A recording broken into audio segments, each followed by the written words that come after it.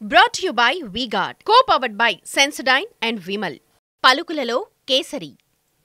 Associate sponsor UltraTech. పంట వేసిన దగ్గర నుంచి పంట చేతికొచ్చేంత వరకు చిన్నపాటి యుద్ధాన్నే చేసే రైతన్న తీరా పంట చేతికొచ్చాక దళారుల దగ్గర పోరాడలేక ఓడిపోతున్నాడు. దేశానికి అన్నం పెట్టే రైతన్న మిల్లర్ల దగ్గర మోసానికి గురవుతున్నాడు.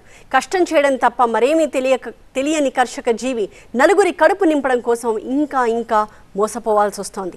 అప్పులు చేసి ప్రకృతిపై పోరాడి తీరా ధాన్యం విక్రయించుకోవడానికి కొనుగోలు కేంద్రాలకు వచ్చిన రైతులకు గుండె కోతే మిగులుతోంది. ఒక్కో బస్తాకి సరాసరిన క్వింటాల్కి 3 కేజీలు కోత విధిస్తూ రైతుల కష్టాన్ని తూకం సాక్షిగా కొట్టేస్తున్నారు. నిన్నటి వరకు వరుణుడు, ఇప్పుడు మిల్లర్ల రూపంలో రైతులకు పెద్ద కష్టమే వచ్చి పడింది. పండించిన ధాన్యాన్ని విక్రయించుకోవడానికి కేంద్రాలకి తీసుకురాగా తేమ తాలు పేరుతో క్వింటాల్కి 3 కేజీల కోత పెడుతూ రైతుల కడుపు కొడుతున్నారు దళారులు. నిజామాబాద్ జిల్లాలో మిల్లర్ల కోతలకు రైతులు లబోదిబోమనాల్సి వస్తోంది. అన్యాయానికి గురవుతున్నాము అంటూ ఆవేదన చెందుతున్నారు రైతన్నలు.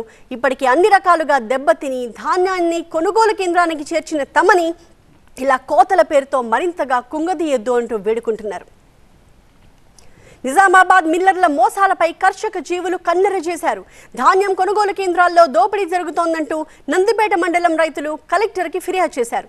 అకాల వర్షాలతో నిండా మునిగిన తమకు న్యాయం చేయండి అంటూ వేడుకుంటున్నారు, ఆందోళనకు దిగుతున్నారు. మిల్లర్ల మోసాలపై మరింత సమాచారాన్ని మా కరెస్పాండెంట్ దివాకర్ అందిస్తారు. అకాల వర్షాలు రైతులను అతలాకుతలం చేస్తుంటే మరోవైపు మిల్లర్లు నిండా ముంచుతున్నారని చెప్పి అన్నదాతలు ఆగ్రహం వ్యక్తం చేస్తున్నారు. ఇదే విషయాన్ని ఉన్నతాధికారుల దృష్టికి తీసుకెళ్లేందుకు కలెక్టరేట్ కూడా తరలివచ్చారు. తరుగు పేరుతో తమకు తీరని అన్యాయం చేస్తున్నారని కూడా చెప్తున్నారు. ప్రస్తుతం మనతో పాటు రైతులు ఉన్నారు, అడిగి తెలుసుకున్నాం అసలు ఏంది సమస్య, ఏంది తరుగు పేరుతో ఎట్లా మోసం జరుగుతుంది, ఏం చెప్పదలుచుకున్నారు? మా దగ్గర జోకేటప్పుడు 41 కిలో 700 గ్రాములు 750 గ్రాములు జోకుతుర్రు. ఇక్కడికి వచ్చేసరికి మొత్తం లారీ దించిన తర్వాత మాకు 10 రోజుల తర్వాత ఏమని చెప్తున్నారంటే ట్రక్ షీట్లో మీకు దాదాపు మీ 300 బస్తాలు ఉంటే మీకు 4, 5, 6 బస్తాలు తరుగస్తున్నాయని చెప్తున్నారు. మరి వాస్తవానికి తరుగు ఎక్కడ వస్తుంది అనేది అర్థం కావడం లేదు. మరి ఇక్కడ సొసైటీ సిబ్బంది చేస్తున్నట్టు నిర్వాహకమా లేకుంటే మిల్లర్ల నిర్వాహకమా ఏం అర్థం కావడం లేదు. మేము పై అధికార దృష్టికి తీసుకొస్తే కూడా నీ పోతే 30 కిలోలు 40 కిలోలు పోతున్నావు కదా, నువ్వు ఎందుకు అవన్నీ మాట్లాడమని కూడా చెప్పడం జరుగుతుంది. మరి ప్రభుత్వం అనేటువంటి కాంగ్రెస్ ప్రభుత్వం వారు ఏమని చెప్పారంటే ఎవరైతే ఇటువంటి చర్యలు పాల్పడుతున్నారో వాళ్ళకు రైస్ మిల్ రద్దు చేస్తాం ఇట్లా మాట్లాడారు. మరి ఆ గవర్నమెంట్ వారు కూడా ఏం చేస్తారో అదొకసారి ఆలోచించాలని చెప్తున్నాం. నిజానికి తరుగు అనేది ఎట్లా ఉండేదంటే 41,700కు 41,500కు మధ్య వ్యత్యాసం ఎంత ఉందో మీరు చూసుకోవాలి. మొత్తం మా దగ్గర ఉన్న ట్రక్ షీట్లు ఒక్కొక్క ట్రక్ షీట్లో 20 బస్తాలు. ఇంకోటి ఏంటంటే మా దగ్గర ఉన్నటువంటి కొనుగోలు కేంద్రంలో ఇన్ఛార్జ్ ఉన్నటువంటి వ్యక్తి ఒక వ్యక్తి పండించిన బస్తాలు 46 అయితే 49 కూడా రాయడం జరుగుతుంది.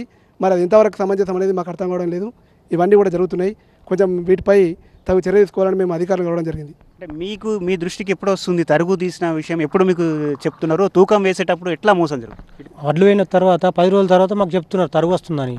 ఓటీపీ కోసమని మాకు చేసిన వెంటనే తర్వాత ఎంత తరుగు వస్తుందంటే మీకు నీ పైన 4 సంచులు మళ్ళీ 10 సంచులు తరుగు వస్తుందని చెప్తున్నారు. మాకు అది అర్థం అవ్వడం లేదు. పోయిన తర్వాత 10 రోజులకు చెప్తున్నారు. మా దగ్గర ఉన్న సెక్రటరీ ఎవరైతే ఉన్నారో ఆయన గతంలో డొంకేశ్వర సొసైటీలో వేస్తే ఇట్లే అవకతవకలు పాల్పడితే వాళ్ళు తీసేస్తే ఇక్కడికి మా చైర్మన్ తెచ్చుకోండి ఆయన కావాలని.